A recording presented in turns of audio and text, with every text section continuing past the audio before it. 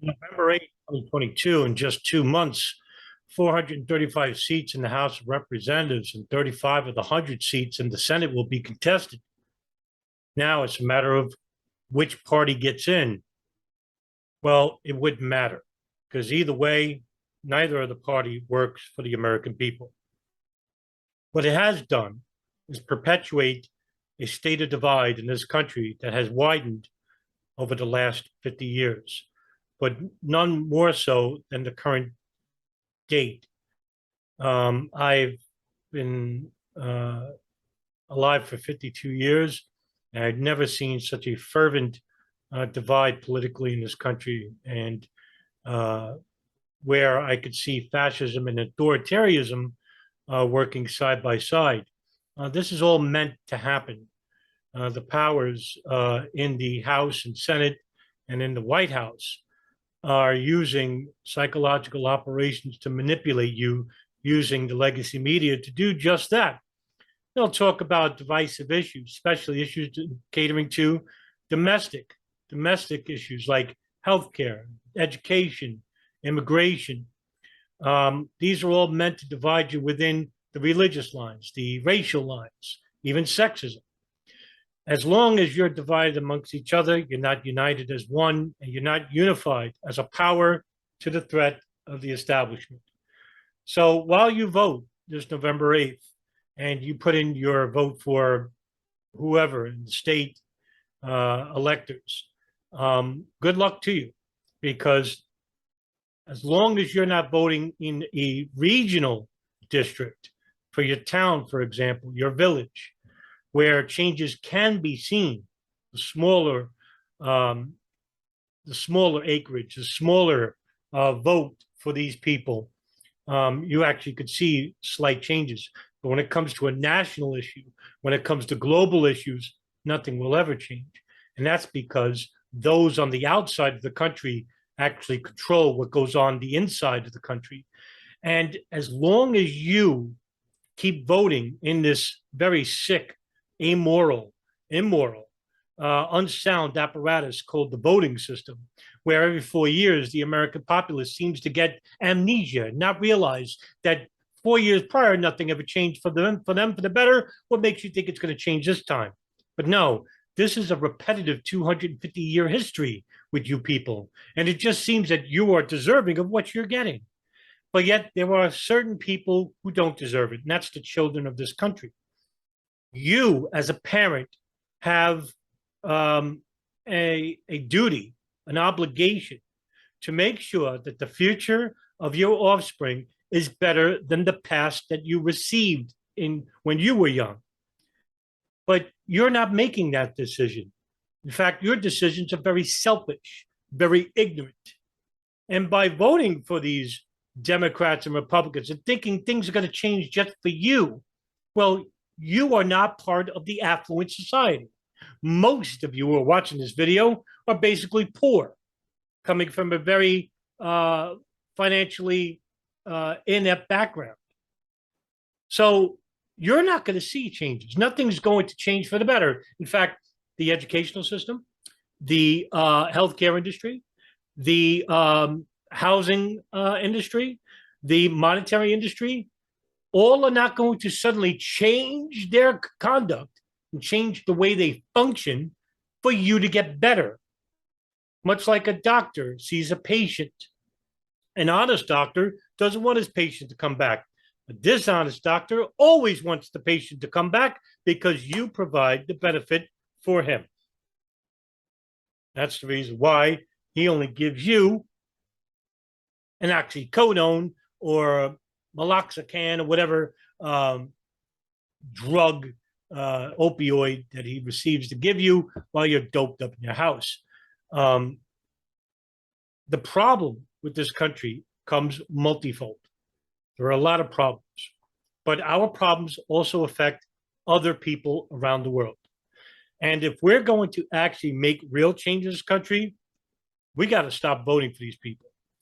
And the only people that have any type of real threat, but they're going through a very turbulent time inwardly, are the libertarian community. And I agree with their front the fight for the fronts, which is anti-war. And I agree with this message. To save life instead of destroying it. And if we don't stop voting, what you'll have is a bunch of people who are apathetic to human affairs, more apathetic. And of course, you've all heard the slogans of hope and change, America first. Well, these people don't care to change anything. And that the only hope that they have when it comes to America is the hope for them to keep at the top. And as long as you are sickly, and as long as you are hungry, and as long as you are wanting and needing, and you are complacent in these problems, you will never get better. And you will never want to get better. And you will still believe that voting is going to make a difference.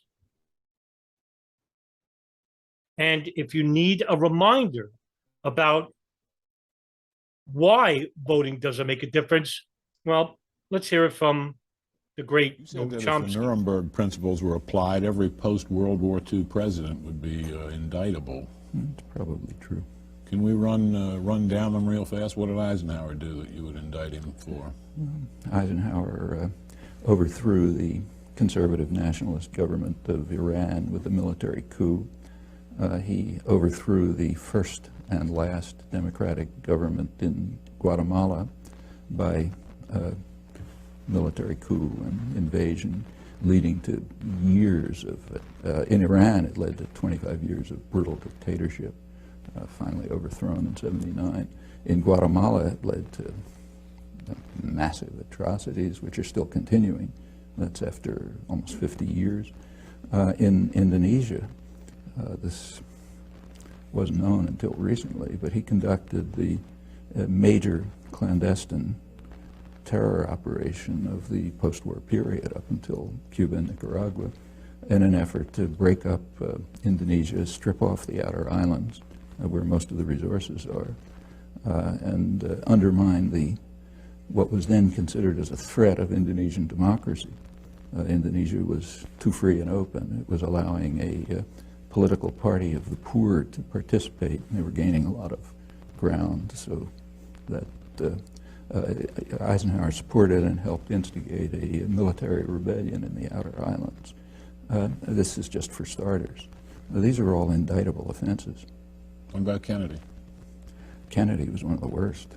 Kennedy, first of all, invaded South Vietnam. During the Eisenhower administration, they had blocked a political settlement in 1954 and instituted a kind of a Latin American style terror state, which had killed maybe 60 or 70,000 people by the end of the Eisenhower period, and had instigated a response, a reaction. Kennedy recognized that it couldn't be controlled internally, so he simply invaded. In 1962, about a third of the bombing missions that were carried out by the U.S. Air Force in U.S. planes with South Vietnamese insignia, but U.S. pilot. He authorized napalm. He began the use of chemical weapons to destroy food crops. They began programs which drove millions of people into what amounted to concentration camps. Now, that's aggression. In the case of Cuba, it was just a massive campaign of international terrorism, which almost led to the destruction of the world, led to the missile crisis. And we can continue.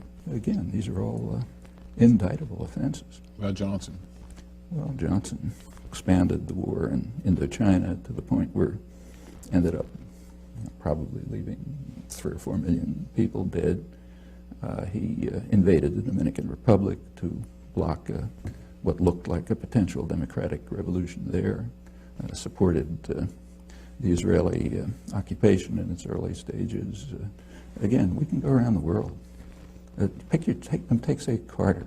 You know, I'll get there, but Nixon's next. Nixon, we don't even have to talk about. We can skip that one, okay? But Ford, then Ford.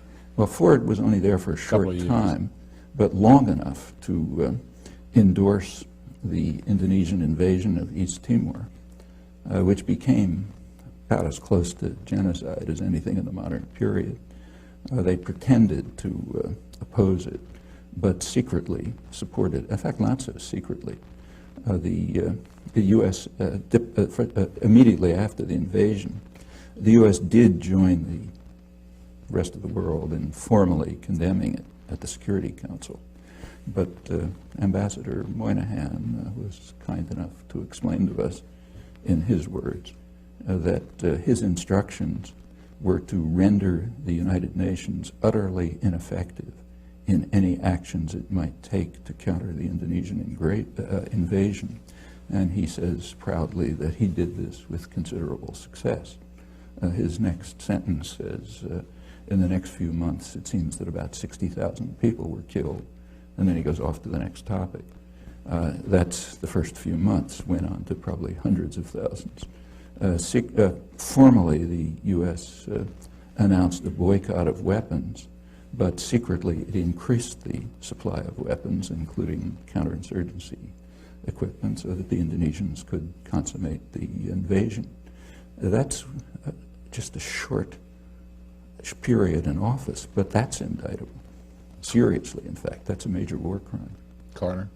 Carter increased, as the Indonesian atrocities were increasing. They peaked in 1978. Carter's flow of weapons to Indonesia increased. When Congress imposed human rights restrictions, by then there was a human rights movement in Congress, to block the flow of advanced weaponry to Indonesia, Carter arranged through Mondale, vice president, to get Israel to send U.S. Skyhawks to Indonesia to enable Indonesia to complete what turned out to be near genocide, killing maybe a quarter of the population or something. In the Middle East, Carter just won the Nobel Prize.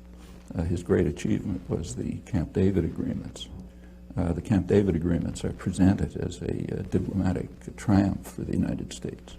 In fact, they were a diplomatic catastrophe. At Camp David, the United States and Israel accepted, finally, Egypt's 1971 offer, which they had then, U.S. had rejected at the time, except that now it was worse from the U.S.-Israeli point of view because it included the Palestinians. In order to get Israel to accept Egypt's 1971 offer, after a major war and atrocities and so on, Carter raised aid, military and other aid to Israel, to more than 50% of total aid worldwide. Israel used it at once in exactly the way they said they were going to do, as every sane person knew, as an opportunity to attack their northern neighbor, first in 1978, then in 1982, and to increase integration of the occupied territories. And that's for starters. We can continue. Reagan? I don't think we have to talk about that one either. I mean, Reagan is the first president to have been condemned by the International Court of Justice for what they called the unlawful use of force, meaning international terrorism, in the war against Nicaragua. Again, that's just for starters. They also, the Security Council endorsed it in 2 resolutions, both of which were vetoed by the United States. Bush won. Well, we can begin with the invasion of Panama.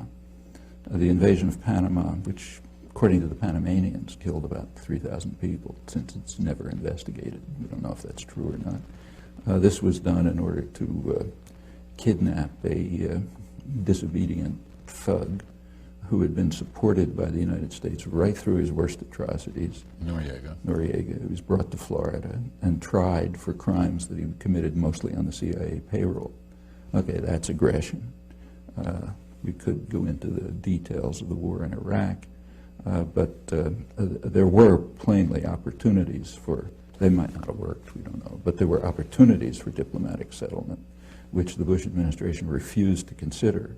And incidentally, the press would not report, with a single exception, and Long Island Newsday, which did report the whole story throughout accurately, and is the only newspaper in the country to have done so. The Bush administration then did attack, and the attack was carried out in a manner which is criminal under the laws of war. They attacked infrastructure. I mean, if you attack New York City and you destroy the electrical system, the power system, the sewage systems, and so on, that amounts to biological warfare, and that's the nature of the attack. Then came a sanctions regime, which it's mostly Clinton, but began with Bush, which is, by conservative estimates, killed hundreds of thousands of people while strengthening Saddam Hussein. That takes us off to Clinton, which that's the beginning, but that's by no means the end. We can run through we can run through that one case suffices. All right. But there are plenty of others. Bush too? Well, let's go on with Clinton. Okay. And one of Clinton's minor escapades, very minor, was sending a couple of cruise missiles to the Sudan to destroy what they knew to be a pharmaceutical plant. There was no intelligence failure. According to the only estimates we have from the German ambassador and the regional director of Near East Foundation, who does field work in Sudan, both of them estimate several tens of thousands of deaths from one cruise missile attack. It's pretty serious. If somebody did that to us, we'd regard it as bad news. And again, we can continue. In the Middle East, for example, Clinton began by declaring past UN resolutions, in the words of his administration, obsolete and anachronistic. Okay, so we're finished with that. No more international law. Then comes a period called a peace process, except that during the peace process, Israeli settlement, which means settlement paid for by the U.S. taxpayer and supported by U.S. military aid and diplomacy, continually increased. The most extreme year was Clinton's last year, the highest level of settlement, the highest since 1992. Meanwhile, the territories were cantonized, broken up into small regions with infrastructure projects and new settlement. I don't know what you call that, but it's under military occupation. And if anyone else was doing it, we'd call it a war crime. And again, we can continue. Bush too, I don't think we have to